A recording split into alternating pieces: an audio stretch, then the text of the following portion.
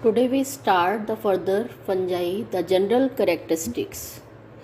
Previously I have discussed about the general characteristics of the fungi, the some point regarding the thallus and main characters of the cell wall, main characters of the fungi and the mycelium.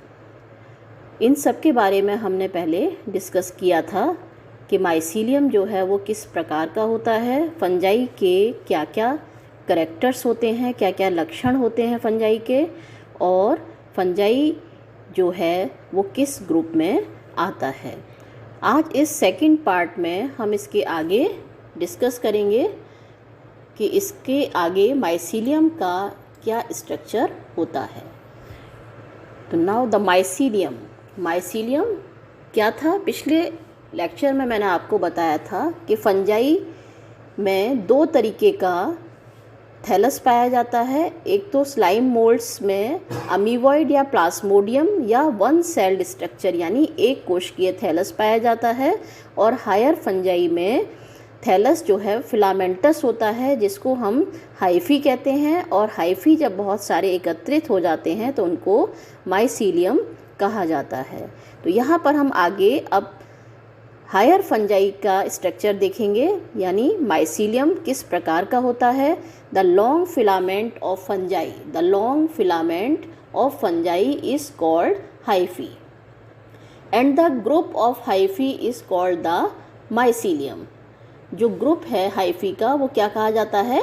Mycelium कहा जाता है। हिंदी में इसको हम कहते हैं कवक जाल, कवक जाल। काइंड्स ऑफ माइसीलियम, माइसीलियम कितने प्रकार का होता है? माइसीलियम दो प्रकार का होता है। पहला होता है एसेप्टेट माइसीलियम। एसेप्टेट नाम से ही आपको पता चल रहा है अपटीय, हिंदी में कहते हैं अपटीय कवक जाल। अपटीय कवक जाल यानी यहाँ पर किसी भी प्रकार के पट नहीं पाए जाते, there is no septa. Mycelium की स्थिति कैसी होती है? सीनोसिटिक होती है, संकोशिक स्थिति होती है, यानी प्रोटोप्लाज्म में केंद्रक जो हैं वो बिखरे हुए रहते हैं। और यह कंडीशन कैसी होती है? मल्टी न्यूक्लिएटेड, यानी बहुत सारे न्यूक्लियस जो हैं वो प्रोटोप्लाज्म के अंदर बिखरे हुए रहते हैं। यहाँ आप ये इस चित्र को देख सकते हैं। यहाँ पर देखिए आप, किसी भी तरह का कोई भी पट जो है वो इसके अंदर नहीं पाया जा रहा है, और ये न्यूक्लियस जो है, केंद्रक जो है, ये प्रोटोप्लाज्म के अंदर पड़े हुए हैं। तो इस प्रकार के माइसीलियम को हम क्या कहते हैं? सीनोसिटिक माइसीलियम कहते हैं। और ये माइसीलियम कैसा होता है? एसेप्टेट माइसीलियम होता है, एसेप्टेट अपटीय कवक जाल। दूसरा माइसीलियम है सेप्टेट माइसीलियम, है ना, ये पट्टीय कवक जाल, पट्टीय कवक जाल। बहुत सारी फंजाई जो हायर क्लास की होती हैं उनमें क्रॉस वॉल्ड सेप्टा जो हैं वो पाए जाते हैं, और इसलिए हम इस फंजाई को क्या कहते हैं? सेप्टेट कहते हैं। और ऐसे कवक जाल को हम सेप्टेट माइसीलियम यानी पट्टीय कवक जाल कहते हैं।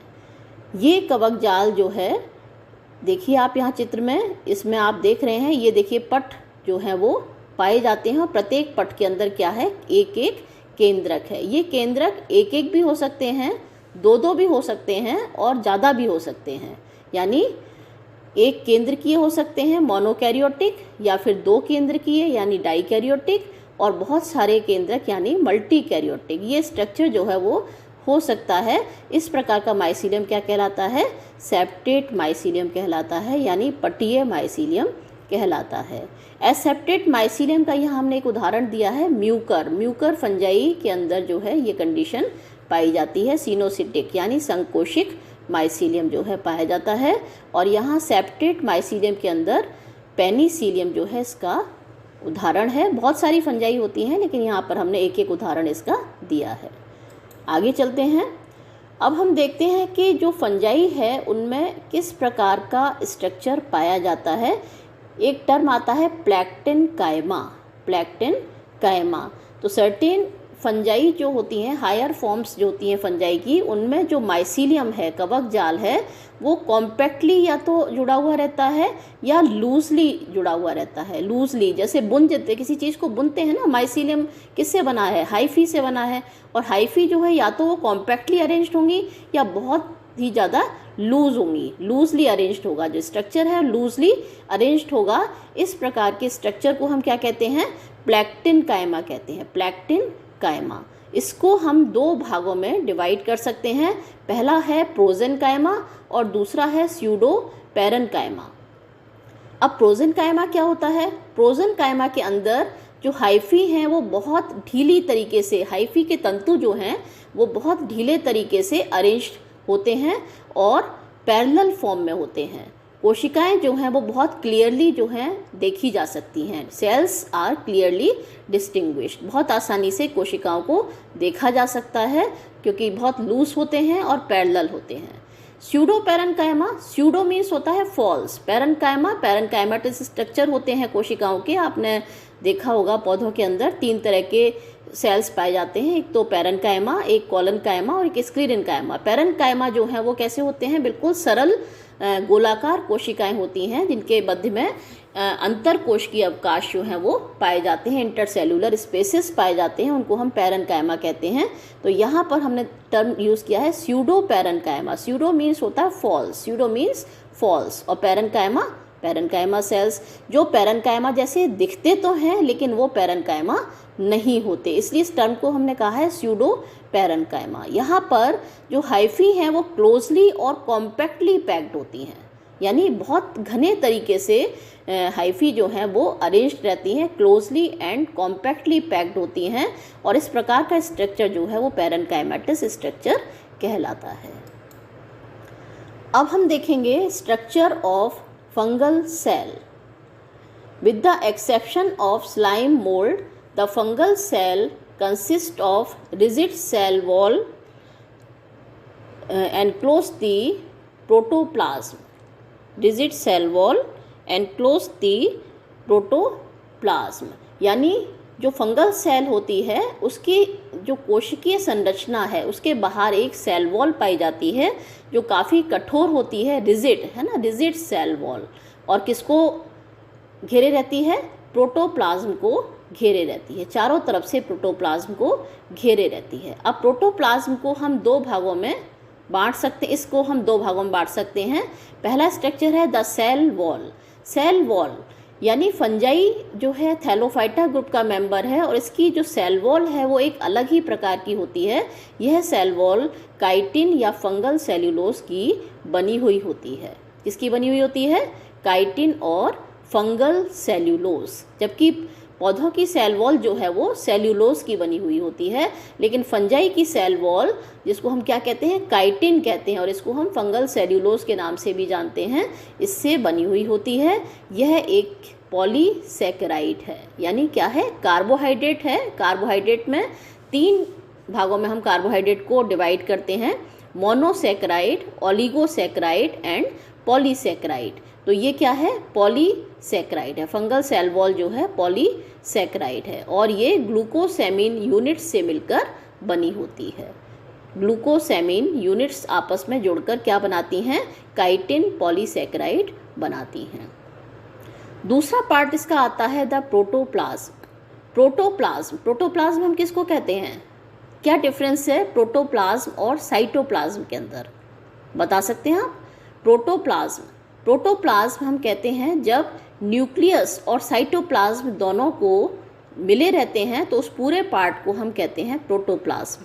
यदि हम साइटोप्लाज्म को अलग करें, न्यूक्लियस को अलग करें, तो साइटोप्लाज्म वाला पार्ट यदि हम न्यूक्लियस को निकाल दें तो वो कहलाएगा ई न्यूक्लिएटेड साइटोप्लाज्म, है ना, enucleated protoplasm, sorry enucleated protoplasm.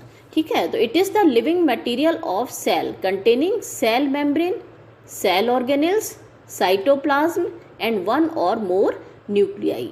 तो क्या क्या होते हैं फंगल सेल के अंदर, प्रोटोप्लाज्म के अंदर क्या होता है, लिविंग मटेरियल है सेल का, और इसके अंदर आउटर मेम्ब्रेन, सेल वॉल के नीचे जो मेम्ब्रेन होती है उसको हम कहते हैं सेल मेम्ब्रेन। अंदर साइटोप्लाज्म होता है, साइटोप्लाज्म में बहुत सारे सेल ऑर्गेनेल्स जो हैं पड़े रहते हैं और इसमें 1 या अधिक न्यूक्लियाई हो सकती हैं।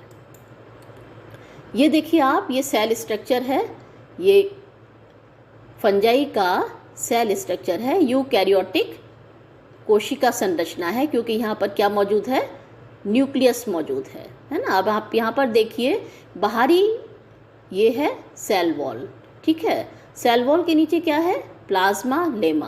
प्लाज्मा लेमा, ये जो मेम्ब्रेन है, सेल मेम्ब्रेन है, इसको हम प्लाज्मा लेमा कहते हैं। ये कुछ पार्टिकल्स पड़े हैं जिनको हम लोमासोम कहते हैं, जो फंजाई के अंदर पाए जाते हैं। कुछ ये लिपिड्स के मॉलिक्यूल्स हैं, लिपिड्स इंक्लूजन्स जिसको कहते हैं। कुछ रिक्तिकाएं जो हैं इस कोशिका के अंदर पाई जाती हैं, जिनको हम वैक्यूल कहते हैं।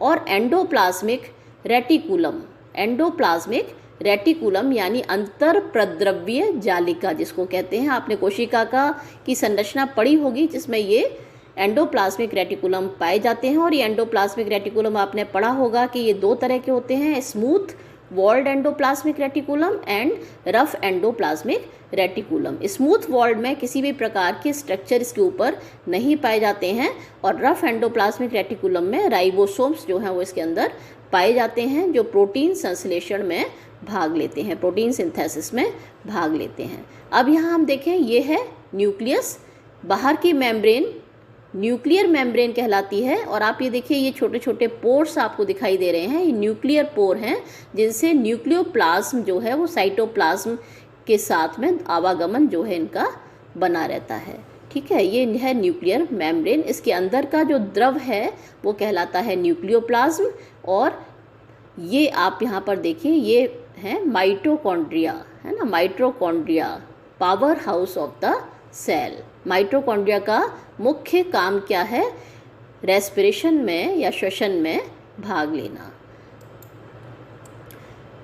अब एक चीज़ और आती है फंजाई के अंदर, जिसको हम कहते हैं फ्लैजेला। फ्लैजेला लोअर ग्रुप में पाए जाते हैं। मैंने आपको बताया कि लोअर ग्रुप की फंजाई जो है एक कोशिकीय होती हैं, और एक कोशिकीय फंजाई में विप लाइक प्रोटोप्लाज्मिक स्ट्रक्चर होते हैं, जो तंतु के समान ऊपर निकले रहते हैं, जिन्हें हम फ्लैजेला कहते हैं। ये फ्लैजेला लोकोमोशन यानी गतिशीलता में काम करते हैं। दो तरीके के होते हैं, एक होता है विप्लैश फ्लैजेला और दूसरा होता है टिंसल फ्लैजेला। विप्लैश फ्लैजेला में किसी प्रकार का कोई स्ट्रक्चर नहीं होता। विप्लैश फ्लैजेला स्मूथ वॉल्ड होते हैं, और टिंसल फ्लैजेला जो हैं वो उसके अंदर छोटे छोटे हेयर लाइक स्ट्रक्चर निकले रहते हैं, जिनको हम मैस्टिगोनीम्स कहते हैं। अब आगे हम कल डिस्कस करेंगे, इसके आगे यहाँ तक ही रखेंगे।